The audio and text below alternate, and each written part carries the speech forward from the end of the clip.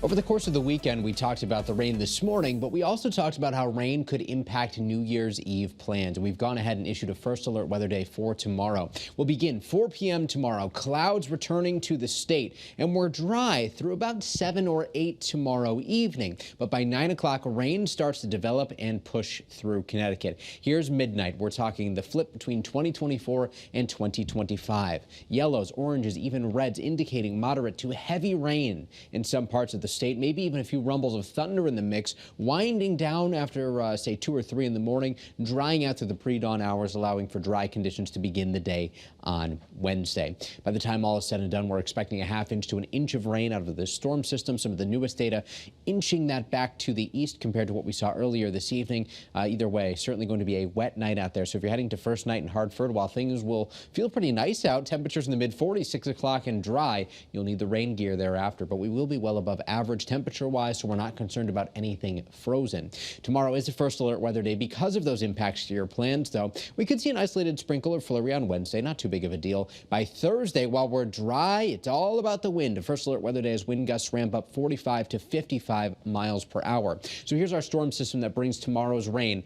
As it pulls away, it begins to strengthen, and in doing so, our winds out of the west and northwest will really ramp up. We become breezy starting on Wednesday. Wind gusts up, say, 15 to 20 miles an hour. But typically, we see those wind gusts wind down after sunset. Not the case Wednesday. In fact, they will continue to strengthen. And First Alert Futurecast shows that by Thursday morning, we wake up to windy conditions. Here's noon, 1 o'clock on Thursday. Temperatures will likely be in, say, around the 40-degree range, so wind chill values not too much of a concern. But wind gusts themselves, 45 to 55 miles per hour. They start to subside later on Thursday, but it's within that time frame where we could see some downed limbs, certainly some tree damage and some power outages possible too.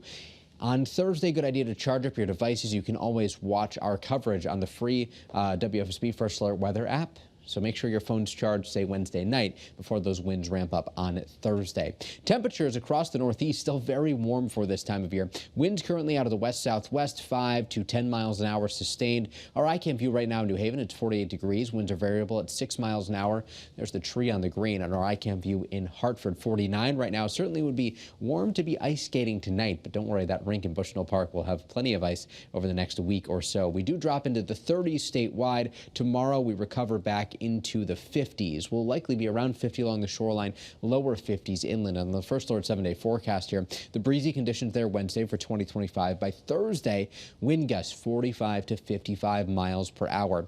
And that will help to bring colder air back to the state. We're talking highs in the 30s on Friday, Saturday, and Sunday. Sunday morning beginning in the teens. Monday next week statewide, we could be talking highs in the 20s. And there is a chance maybe for some snow showers, especially in the second half of the day. Models still showing some very big differences this far out, which is typical when we're a week out. But this is your first alert that we could see snow showers develop in this time frame, and that will certainly coincide with colder air. So either way, if it doesn't look like winter, it will feel like it. Again, tomorrow going to be mild to end of the year, and then we start off 2025 with active weather Thursday, that first alert weather day for the wind, and thereafter things trending calmer and colder. Stephanie? Mike, good to know. Thank you.